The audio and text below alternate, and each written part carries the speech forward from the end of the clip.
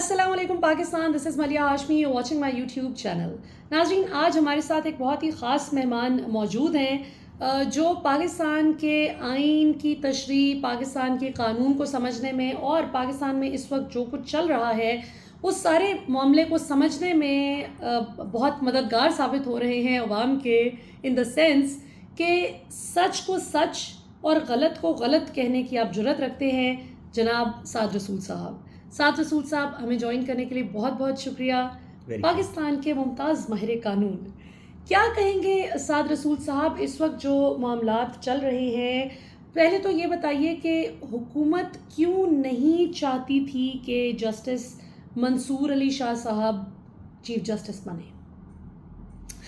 دیکھیے، آپ اس کے بارے میں جتنا بھی سوچیں، کسی بھی قانون کے شخص سے بات کر لیں، کسی بھی وکیل سے بات کر لیں، کسی بھی جج سے بات کر لیں، کسی بھی سیاستدان سے بات کر لیں، تو آپ کو کوئی ایسا فیصلہ نہیں ملے گا، کوئی ایسا رویہ نہیں ملے گا، کوئی ایسا قانون کا ایکسپیرینس نہیں ملے گا، کوئی ایسا نالج کا پوائنٹ نہیں ملے گا جس کے اوپر آپ یہ کہہ سکیں کہ منصور علی شاہ صاحب باقی کسی جج سے کم ہیں. بلکہ اگر آپ پاکستان کے طول و عرض میں وکیلوں سے پوچھیں کہ کانسٹیٹیوشنل میٹرز میں، آئینی میٹرز کے اندر پاکستان کی تاریخ میں یا کم از کم پچھلے 10-15 سال کے اندر جو بہترین جج صاحبان ہیں ان میں سے کن کن کا شمار ہونا چاہیے، تو ان لوگوں کے اندر جو بھی نام آئیں گے اس میں منصور علی شاہ صاحب کا ایک نام ہوگا، منیب اختر صاحب کا نام ہوگا، دیگر کچھ لوگوں کا نام ہوگا. تو اگر اس کو میرٹ پہ دیکھیں، منصور علی شاہ صاحب ایک ایسے جج ہیں جنہوں نے پی ٹی آئی کے خلاف بھی فیصلے دیے ہیں، نون لیگ کے خلاف بھی فیصلے دیے ہیں، پی ٹی آئی کے حق میں بھی فیصلے دیے ہیں، نون لیگ کے حق میں بھی فیصلے دیے ہیں، حکومت کے خلاف بھی دیے ہیں اور حق میں بھی دیے ہیں، اور عوام کے خلاف اور حق میں بھی دیے ہیں. جو آئین کی انٹرپریٹیشن ان کو آنیسٹلی سمجھ آئی انہوں نے وہ کی. ایسی سچویشن کے اندر کوئی قانونی یا منطق کی وجہ سمجھ نہیں آتی کہ آپ منصور علی شاہ صاحب کو کس طرح آپ سپرسیڈ کریں گے، کیوں ان کو نہیں کنسیڈر کریں گے، کیا ان کے خلاف کوئی خدا نخواستہ کوئی کرپشن کا اسکینڈل ہے، کوئی انٹیگریٹی کا مسئلہ ہے، کوئی اور ایلیگیشن ہے، کوئی ریفرنس فائل ہوا ہے 200، کیا ہوا ہے جس کی وجہ سے آپ نے ان کو اگنور کیا. بظاہراً لگتا یہ ہے کہ اس میں اگنور کرنے کی ایکسپیرینس یا انٹیگریٹی یا ان کی کمپٹنس وجہ نہیں ہے، بلکہ حکومت کا ایک فیئر اس کے اندر نظر آتا ہے. اس میں ان کو اگنور کر کے نیچے سے چیف جسٹس بنانے کی، اور ہم یا آفریدی صاحب کے کمپٹنس کے اوپر ابھی بات نہیں کر رہے، بڑے کمپٹنٹ جج ہیں، لیکن ابھی ہم صرف اس حد تک بات کر رہے ہیں کہ منصور علی شاہ صاحب کو کیوں اگنور کیا گیا یا منیب اختر صاحب کو کیوں اگنور کیا گیا. تو بظاہراً لگتا یہ ہے کہ اس میں حکومت کا فیئر، حکومت کا یہ خیال کہ شاید منصور علی شاہ صاحب جنہوں نے ریزرو سیٹس کے اندر ایک فیصلہ دیا ہے، جب وہ چیف جسٹس بن جائیں گے اور اگر یہی امینڈمنٹ ان کے سامنے چیلنج ہوئی تو وہ شاید یہ سوال پوچھیں کہ یہ امینڈمنٹ تو صرف اس طریقے سے ہو سکتی تھی جب ہمارا فیصلہ امپلیمنٹ ہو جاتا، اور اگر فیصلہ امپلیمنٹ نہیں ہوا تو امینڈمنٹ کیسے ہوئی. میرا خیال ہے کہ حکومت کے اس طرح کے فیئرز تھے، لیکن یہ مس فاؤنڈ فیئرز اس وجہ سے ہیں کہ یہ امینڈمنٹ جب بھی چیلنج ہوگی، اور پی ٹی آئی اور دیگر کچھ وکلا حضرات آلریڈی کہہ چکے ہیں کہ ہم اس کو چیلنج کریں گے، یہ امینڈمنٹ جب بھی چیلنج ہوگی تو جو بھی بینچ ہوگا اس کے سامنے سوال پوچھا جائے گا کہ آپ نے کیسے یہ امینڈمنٹ پاس کی جب ابھی ریزرو سیٹس کے فیصلے کو امپلیمنٹ نہیں کیا تھا. جو ہارس ٹریڈنگ وغیرہ والے ایشوز ہیں ان کو سامنے رکھا جائے گا. اور اسی کے اندر کیونکہ آئین کی امینڈمنٹ کا بیسس یہ ہے کہ یہ عوام کی ول ہے، کہ 2/3 میجورٹی پارلیمان کی عوام کی ول کو ریپرزینٹ کرتی ہے، تو ایک نیچرل کویسچن یہ بھی آئے گا کہ کیا یہ پارلیمنٹیرینز یہ عوام کو واقعی ریپرزینٹ کرتے ہیں، یا ان کی اپنے الیکشن کے اندر اس طرح کے مسائل ہیں کہ یہ پبلک ول کو ریپرزینٹ نہیں کرتے. ان فیئرز کی وجہ سے میرا خیال ہے کہ جسٹس منصور علی شاہ کو شاید سپرسیڈ کیا. اور نہ صرف ان کو بلکہ منیب اختر صاحب کو بھی، یہ دو بڑے کمپیٹنٹ ججز جو کہ بڑے زبردست چیف جسٹس ثابت ہو سکتے تھے، ان کو موقع ہی نہیں دیا گیا. اچھا سعد صاحب یہ بتائیں کہ اب ایک یہ بڑا چل رہا ہے معاملہ کہ جسٹس یحییٰ آفریدی صاحب جو ہیں ان کی تو غالباً ابھی 6 سال کی سروس باقی ہے، اور یہ جو 3 سال کے لیے اب وہ چیف جسٹس بن جائیں گے نئے یہ ترامیم آنے کے بعد، تو اب کیا وہ ریٹائر ہو جائیں گے 3 سال بعد، یا وہ ایز این آرڈینری جج اپنا باقی کا ٹینیور پورا کریں گے؟ سب سے پہلے یہ بات بتاتا چلوں کہ آئین پاکستان کی یہ جو 26ویں ترمیم ہے اس میں بہت سارے سکم ہیں، بہت سارے گیپس ہیں، بہت ساری چیزیں ہیں جس کو یہ کیٹر فار نہیں کرتی، جن میں سے ایک یہ ہے کہ جب ایک شخص اپنے 3 سال کے ٹینیور پورا کر دے اور وہ ایج آف سپر اینویشن نہ پہنچا ہو، یعنی کہ 56 سال کا نہ ہوا ہو، تو پھر اس کے ساتھ کیا ہوگا. اسی طرح کے اور سکم بھی ہیں، جیسے کہ اگر 2/3 میجورٹی جس کے تھرو یہ چیف جسٹس صاحب کی نامزدگی ہوئی ہے، اور جسٹس یحییٰ افریدی بہت ہی اچھے جج ہیں، ہم ان کی کمپٹنس پہ بات نہیں کر رہے، اس کے اندر کنٹروورسی صرف اتنی ہے کہ ان سے جو سینئر کمپٹنٹ ججز ہیں ان کو کیوں اگنور کیا گیا، صرف اتنی کنٹروورسی ہے. جسٹس یحییٰ افریدی خود بھی بہت کمپٹنٹ جج ہیں. تو 26ویں ترمیم کے اندر ایک سکم فار ایگزامپل یہ ہے کہ اگر 2/3 میجورٹی نہیں بنتی پارلیمنٹری کمیٹی کے اندر جنہوں نے چیف جسٹس کو نامنیٹ کیا، اگر وہ صرف 60% ہوتی یا 51% ہوتی، تو پھر آئین کے اندر کیا ہوتا اس کا ترمیم کے اندر کوئی ذکر نہیں ہے. اسی طرح جب چیف جسٹس کے ٹینیور ختم ہوگا تو میری ناقص ریڈنگ کے اندر اس میں ایکسپیکٹیشن یہ ہے کہ پھر وہ جج صاحب ریٹائر ہو جائیں گے. آئین یہ اس وقت کہتا ہے کہ ان کی چیف جسٹس کا ٹینیور ہوگا یا 3 سال میکسیمم، یا 3 سال سے پہلے اگر وہ 56 سال کی ایج کو پہنچ جائیں تو جس دن 56 سال کی ایج کو پہنچ جائیں گے وہ ریٹائر ہو جائیں گے. جسٹس یحییٰ افریدی کے جب 3 سال پورے ہو جائیں گے تو وہ بھی 65 کے نہیں ہوئے ہوں گے. میری انڈرسٹینڈنگ کے مطابق وہ اس کے بعد جج سپریم کورٹ نہیں ہوں گے بلکہ وہ ریٹائر ہو جائیں گے اور 65 سے پہلے گھر چلے جائیں گے. اچھا، اب یہ جو آئینی ترامیم کا بڑا شور مچا رہا اور اوبویسلی جن چیزوں کی طرف نشاندہی کر رہی تھی اپوزیشن کہ یہ جان بوجھ کے جسٹس منصور علی شاہ صاحب کو راستے سے ہٹانے کے لیے، ان کا راستہ روکنے کے لیے کیا جا رہا ہے، جس پہ حکومت کا استدلال تھا کہ نہیں ہم تو عدلیہ کے نظام کو ٹھیک کرنا چاہتے ہیں، ہم نظام عدل کو مضبوط کرنا چاہتے ہیں. تو سعد رسول صاحب یہ بتائیے کہ یہ 26ویں آئینی ترامیم جو لائی گئی ہیں آئین پاکستان میں، ان سے عام آدمی کو کیا فائدہ ہوگا؟ اور اگر عام فہم، کیونکہ آپ اس لیے میں سمجھتی ہوں، ابھی میں پروگرام سے پہلے بھی جو آپ کو بہت زور دے رہی تھی اس بات پہ کہ آپ کو اپنا یوٹیوب چینل خود بھی بنانا چاہیے، کیونکہ بہت آسان الفاظ میں آپ عوام کو بتاتے ہیں کہ قانون کیا کہتا ہے، آئین کیا کہتا ہے. تو ذرا عام الفاظ میں عوام کو ذرا بتائیں کہ یہ آئینی ترامیم کا کیا فائدہ ہے اور ان کا کرکس کیا ہے. بہت شکریہ. دیکھیے بات یہ ہے سب سے پہلے کہ جو آپ کا ڈائریکٹ سوال ہے کہ کیا اس سے عوام کو کوئی فائدہ ہوگا.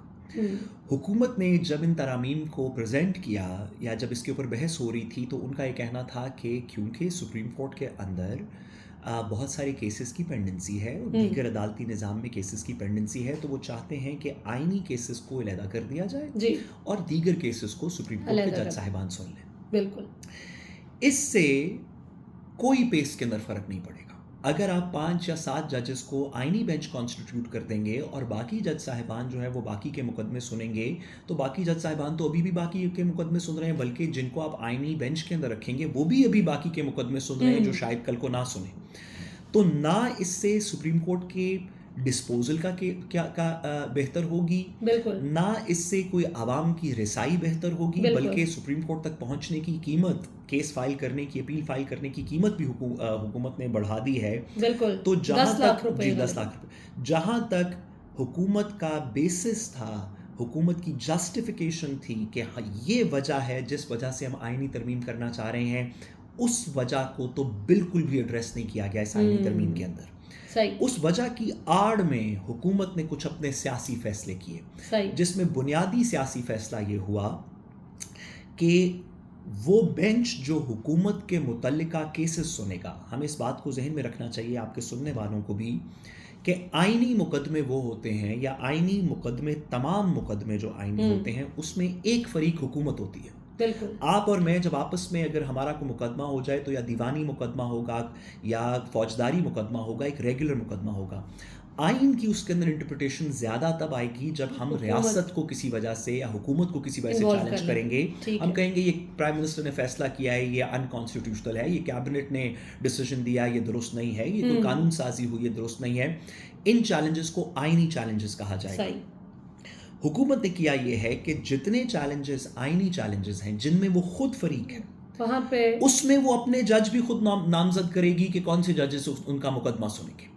اور چیف جسٹس خود نامزد کرنے کا میرا مقصد یہ ہے کہ جوڈیشل کمپوزیشن اس طرح کی ہے نا اس کی، جی اس کو جو جوڈیشل کمیشن نامنیٹ کرے گا اس میں حکومت کی میجورٹی ظاہر ہے 4 وہ، اور پارلیمنٹری کمیٹی جو پروپورشنل ریپرزنٹیشن سے یعنی کہ تناسب سے اس میں ممبرشپ ہے، اس کے اندر بھی حکومت کی سے زیادہ ہے. تو چیف جسٹس جو کہ سپریم کورٹ کی ایڈمنسٹریٹو مشینری دیکھتا ہے کہ کون سے بینچز فارم کریں گے، کون سے مقدمات سنے جائیں گے، کون سے کس طرح وہ کریں گے، چیف جسٹس ہیڈ کرتے ہیں اس کمیٹی کو بھی، اس کے اندر بھی حکومت کی زیادہ سے ہوگی. اور جو بینچ آئینی کیسز حکومت کے خلاف کیسز سنے گا اس بینچ کی تو تقریباً پوری تشکیل، کیونکہ اٹارنی جنرل بھی حکومت کے، لا منسٹر بھی، ایم این ایز اس کے اندر ڈالے ہوئے ہیں، سینیٹرز آپ نے ڈال دیے. تو سمری کے اندر میں گزارش کرتا چلوں کہ جس بیسس پہ حکومت نے کہا تھا کہ ہم امینڈمنٹ کر رہے ہیں، یعنی کہ عوام کو ریلیف ملے گا،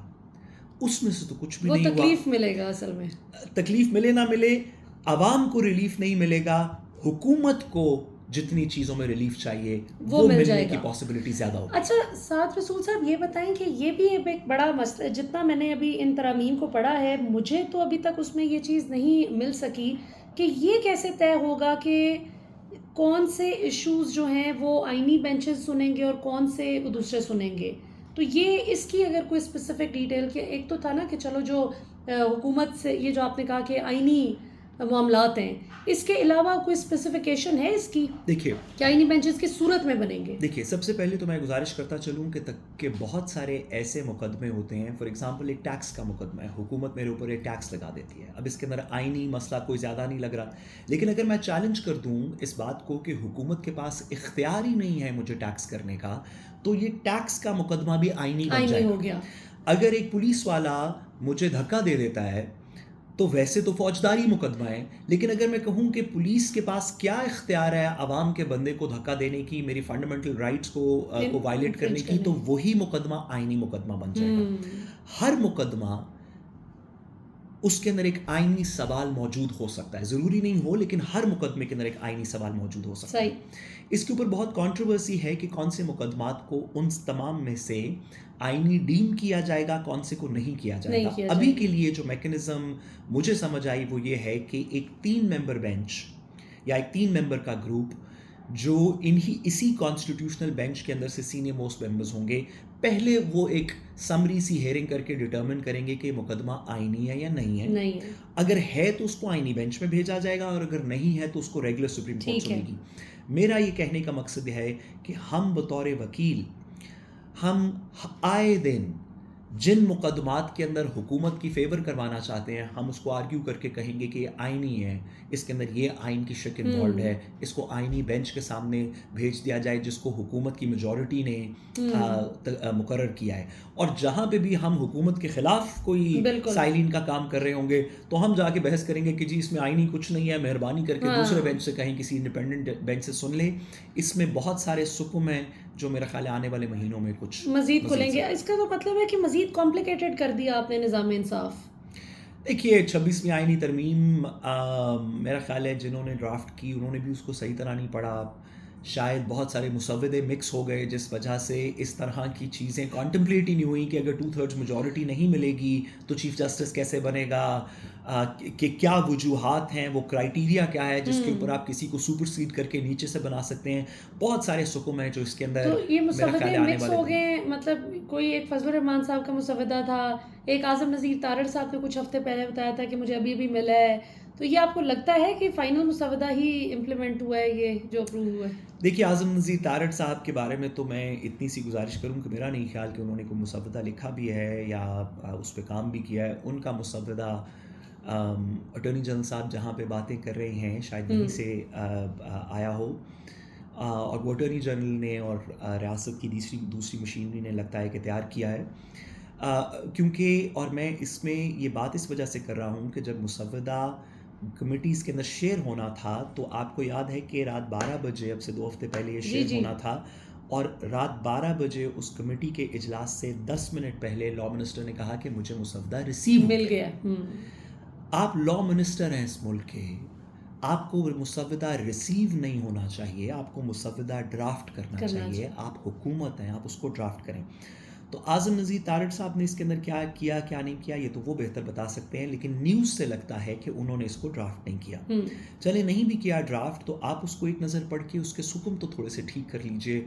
مجھے بصد احترام، وہ بہت سینئر وکیل ہیں، لیکن مجھے بصد احترام یہ لگتا ہے کہ جس کسی نے بھی اس کو ڈرافٹ کیا اس نے پولیٹیکل کنسنسس تو کر لیا یہ شکوں کو اکٹھے کر کے کہ کچھ مولانا صاحب کی کچھ بات مان لی، کچھ پیپلز پارٹی کی مان لی، کچھ گورنمنٹ کی مان لی، لیکن جب اس کو اکٹھا کیا تو اس کے اندر جو گیپس تھے ان گیپس کو فل نہیں کیا، جو کہ میرے خیال ہے آنے والے دنوں میں جس میں کچھ لٹیگیشن. صحیح. اچھا یہ بتائیے سعد رسول صاحب، وہ سوال جو اس وقت پاکستان کے ہر گھر میں پوچھا جا رہا ہے کہ عمران خان کب جیل سے باہر آ رہے ہیں، آپ کو کیا لگتا ہے قانونی طور پر ان کے کیسز ابھی کہاں سٹینڈ کرتے ہیں کہ ان کی رہائی قانونی طور پر؟ یہ تو سب کو پتہ ہے کہ قانونی سے زیادہ وہ سیاسی معاملات ہیں، سیاسی انتقام بازی سب کچھ چل رہا ہے، لیکن قانونی طور پر خان صاحب کب ہمیں اڈیالہ سے باہر آتے ہیں؟ دیکھیے بطور وکیل میرا یہ ایمان ہے کہ سیاست اور قانون میں جب بھی لڑائی ہوگی تو قانون جیت جائے گا، میرا یہ بلیف ہے. ہم نے پچھلے کچھ عرصے میں دیکھا پاکستان کے اندر پچھلے کچھ مہینوں سالوں میں اور ماضی میں بھی ایسے ہوتا رہا کہ سیاست اور قانون جب آپس میں آمنے سامنے آئے تو کسی وجہ سے سیاست نے یا قانون کو تبدیل کر کے یا کسی اور طریقے سے اپنا راستہ نکال لیا. لیکن میچور ڈیموکریسیز میں، ایسی جمہوریت کے اندر جو آئین اور قانون کے مطابق چل رہی ہو، اس میں سیاسی فیصلے جب بھی قانونی شکوں سے ٹکراتے ہیں تو قانون اس کے اندر پریویل کرتا ہے. بالکل. اور قانون کے اندر جیسے کہ اب لاہور ہائی کورٹ، اسلام آباد ہائی کورٹ، دیگر عدالتیں کہہ چکی ہیں کہ عمران خان صاحب کے مقدمات میں بہت زیادہ میرٹ نہیں ہے، تو مجھے یقین ہے کہ مجھے امید ہے کہ جیسے سپریم کورٹ کے اندر چیف جسٹس شپ اب چینج ہوئی ہے، ایک نیا دور شروع ہو رہا ہے ہمارے ملک میں عدلیہ کا. اس کے اندر بہت ساری سٹرگلز ہوں گی، اس کے اندر انڈیپینڈنس کے لیے بہت سارے کیسز، بہت سارے چیلنجز فیس کرنے ہوں گے، لیکن اگر جوڈیشل انڈیپینڈنس کو ٹھیک طرح اپلائی کیا جائے تو سپریم کورٹ سیاست پہ نہیں، قانون اور آئین پہ عمران خان صاحب کے مقدمات کا فیصلہ کرے گا، اور زیادہ دیر کی بات نہیں ہے. اچھا، یعنی جس طریقے سے یہ ترامیم لائی گئی ہیں اس کے بعد بھی آپ کو لگ رہا ہے کہ انشاءاللہ؟ دیکھیے ترامیم تو اس حد تک لائی گئی ہیں کہ مقدمات آئینی سنے گا کون سپریم کورٹ کے اندر؟ جو بھی سن رہا ہو، وہ ایک بینچ ہو دوسرا ہو، اگر وہ آئین اور قانون کے مطابق فیصلہ کرتے، جو کہ وہ یقیناً کرے گا سپریم کورٹ ہے، تو میرا خیال ہے کہ اس کے اندر زیادہ دیر نہیں ہونی چاہیے. بالکل صحیح. اور آخر میں سعد رسول صاحب، آپ کو عوام پچھلے 8 سال سے دنیا نیوز کی اسکرین پہ دیکھتی رہی اور اب آپ مختلف اسکرینز پہ ہمیں نظر آتے ہیں. آج بہت شکریہ، آپ نے ہمیں بھی ٹائم دیا. اپنے بارے میں بھی تھوڑا سا بتائیں آخر میں کہ آپ کے بارے میں لوگ جاننا چاہتے ہیں کہ یہ اتنا ماشاءاللہ ینگ کمپیٹنٹ جو وکیل ہے، جو صحیح کو صحیح اور غلط کو غلط کہنے کی جرات رکھتے ہیں قانونی تناظر میں. ہم نے کبھی آپ کو اپنی پولیٹیکل رائے شیئر کرتے ہوئے نہیں دیکھا، ورنہ عام طور پہ تو اب تو بڑے ہائی لیول پہ پہنچ چکے ہیں، حکومتی سطح پہ بھی لوگ بیٹھے ہیں جو قانون کی آڑ میں سیاست کرتے ہیں. آپ بالکل قانونی نقطوں کو واضح کرتے ہیں کہ قانون یہ کہتا ہے. ذرا کچھ اپنے حوالے سے بھی کچھ نقطے عوام کے سامنے واضح کریں کہ کون ہے سعد رسول، ہو از سعد رسول. استغفر اللہ، آپ کی بڑی مہربانی. میرا خیال ہے جتنی آپ نے عزت دی میں اس کے قابل نہیں ہوں. میں ایک چھوٹا سا وکیل ہوں جو اپنی رسپانسبلٹی ایز اے لائر کو تھوڑا سیریسلی لینے کی کوشش کرتا ہے. آئین کے اندر کچھ چیزیں ہمیں لانگ ٹرم سوچنی میرا خیال ہے تمام لوگوں کو آئینی پروویژنس کو، آئین کی انٹرپریٹیشن کو، قانون کی انٹرپریٹیشن کو ایک لانگ ٹرم ویژن کے ساتھ سوچنا چاہیے. قانون صرف اس لمحے کے لیے نہیں ہے، اس پولیٹیکل پارٹی کے لیے نہیں ہے، اس پرائم منسٹر کے لیے نہیں ہے، اس چیف جسٹس کے لیے نہیں ہے. آئین اور قانون ملکوں کو، ریاستوں کو دیر پا بناتا ہے. اس کے اندر کچھ اچھے فیصلے ہوتے ہیں، کچھ برے فیصلے ہوتے ہیں. ہمارا کام ایز اے سوسائٹی اس پہ کرٹیک کر کے ان کو بہتر کرنا. میں امام علی علیہ السلام کے کرم سے، رب کے کرم سے، میں صرف یہ چاہتا ہوں کہ جتنی بات میرے سے ہو اتنی میں اپنی ناقصی رائے میں اس میں سچ بولوں. باقی میری رائے صحیح بھی ہو سکتی ہے، غلط بھی ہو سکتی ہے. جہاں غلط ہو آپ ضرور میری اصلاح کیجیے گا.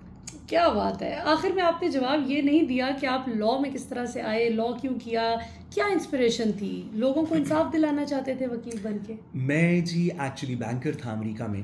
میں امریکہ میں اے لیولس کے بعد کراچی سے میں امریکہ چلا گیا اور میں نے انویسٹمنٹ بینکنگ کر لی. اور میری لنچ ایک دنیا کا بہت بڑا بینک ہے, اس میں وال اسٹریٹ پہ نیو یارک میں کام کرتا تھا. 6.5 سال میں نے کام کیا. تو میرے والد صاحب ایک سول سرونٹ ہیں جو ریٹائر ہو رہے تھے. میں ان کا ایک ہی بیٹا ہوں. تو ریٹائرمنٹ سے پہلے انہوں نے کہا کہ تم پاکستان آ جاؤ, ذرا یہاں پہ کچھ کام کرنا چاہیے. اپنا بھی بہت شوق تھا کہ امریکہ کے اندر تو چلیں آپ جو کام کر سکتے ہیں کر رہے ہیں, لیکن اپنے ملک کے اندر بڑی ضرورت ہے لوگوں کو. اس پرسپیکٹیو کے اندر میں ہارورڈ لاء اسکول گیا اپنا لاء کرنے کے لیے, اور 2011 میں اللہ کا نام لے کے میں نے امریکہ سے نوکری چھوڑی اور پاکستان آ گیا.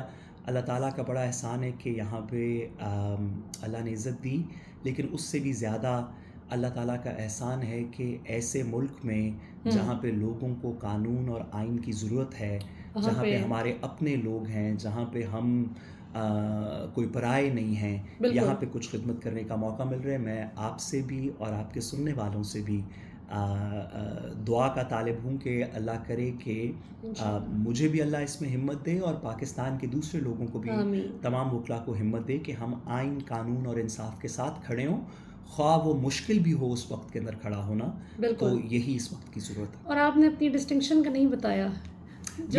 میں نے جی ہارورڈ ٹاپ کیا تھا 2011 میں. I am the only Pakistani جس نے ہارورڈ لاء ٹاپ کیا تھا. بٹ یہ چیزیں اتنی میٹر نہیں میٹر کرتی ہے. میں ویسے آپ کی جگہ ہوتی تو میں بات کا آغاز ہی یہاں سے کرتی. دیکھیں جی میں نے تو ٹاپ کیا تھا. نہیں, یہ چیزیں اتنی میٹر نہیں کرتی. میٹر یہ کرتا ہے کہ آپ اپنی تعلیم کے ساتھ یا اپنے ہنر کے ساتھ کتنی بہتری معاشرے کے اندر لا سکتے ہیں. اور میں بتاتا چلوں کہ بہت سے ایسے لوگ, بہت سے ایسے وکلا, بہت سے ایسے پولیٹیکل ورکرز, جرنلسٹ, آپ جیسے لوگ جو شاید ہارورڈ اگر نہیں بھی گئے تو انہوں نے مجھ سے بہت زیادہ ہمت دکھائی ہے اس پچھلے کافی عرصے کے اندر پاکستان کی بہتری کے لیے. اور میں ان تمام لوگوں کا جو مجھ سے بہت بڑے ہیں, جن میں عمران ریاض صاحب ہیں, دیگر بہت سارے لوگ ہیں جنہوں نے بڑی, اعتزاز احسن صاحب ہیں, بہت سارے لوگ ہیں جنہوں نے اس میں بڑا کام کیا. صدیق جان صاحب تو میری تو بہت نیاز مندی ہے ان کے ساتھ, میں تو ان کو اپنا بھائی سمجھتا ہوں. تو انہوں نے بڑی ہمت دکھائی, ایسی ہمت اور ایسا سچ بولنے کا انہوں نے جرأت دکھائی جو بڑے بڑے وکلا جن کی بڑی بڑی ڈگریز تھیں وہ نہیں کر سکیں. تو ہم ان جائنٹس کے شولڈرز پہ کھڑے ہو کے تھوڑی سی بات کر رہے ہیں. بالکل. اور آپ ماشاءاللہ دنیا نیوز میں رہ کے 8 سال آپ نے بڑی صحیح باتیں کرتے رہے, حق کو حق کہتے رہے, یہ بھی بڑی آپ کی جرأت کا کام ہے. آخری سوال سعد صاحب کوئکلی جانے سے پہلے یہ بتائیں کہ جرأت کی بات ہو رہی ہے اور یہ جو فسطائیت کا مقابلہ کرتی رہی عوام, یہ بتائیں کہ وکیل کوئی کچھ ہلیں جلیں گے؟ لائرز موومنٹ کی بھی کوئی آواز لگی تھی کچھ دن پہلے, اور اب تو خاص طور پہ دیکھیے بہت ہی مجھے افسوس کے ساتھ کہنا پڑتا ہے, اور میں اس یونیفارم میں ہوں تو میں مزید افسوس کے ساتھ یہ کہنا چاہتا ہوں کہ ایک بات ہمیشہ سے کی گئی کہ جب بھی آئین کے اوپر کوئی بات ہوگی, کوئی شب خون مارا جائے گا, کوئی ترمیم کی جائے گی, جب بھی جوڈیشل انڈیپینڈنس کو خراب کیا جائے گا یا اس میں انٹرفیرنس کی جائے گی, تو وکلا سب سے پہلے اس کے سامنے سیسا پلائی دیوار ہوں گے. ہمیں یہی بتایا گیا 80s کے اندر کہ جی ایسے ہی ہوا تھا, ضیاء الحق صاحب کے خلاف بتایا گیا, ایوب خان صاحب کے خلاف ایسے ہی ہوا تھا. ہم نے اپنی آنکھوں سے دیکھا مشرف صاحب کے ٹائم کی موومنٹ کو. لیکن اس موومنٹ میں اور اب میں, اس وقت میں اور اب میں ایک بڑا بنیادی فرق ہے. افتخار چودھری صاحب کے بعد سے وکلا کمیونٹی پولیٹیکل لائنز میں ڈسٹریبیوٹ ہو گئی. پاکستان بار کاؤنسل کے ممبران آج کچھ پرو نون لیگ ہیں, کچھ پرو پیپلز پارٹی ہیں, کچھ پرو پی ٹی آئی ہیں. ہماری بار کاؤنسلز کے الیکشن, خواہ وہ سپریم کورٹ بار کاؤنسل کا الیکشن ہو, دیگر بار کاؤنسلز کے الیکشن ہو, وہ پولیٹیکل بیسس کے اوپر لڑنے شروع ہوئے.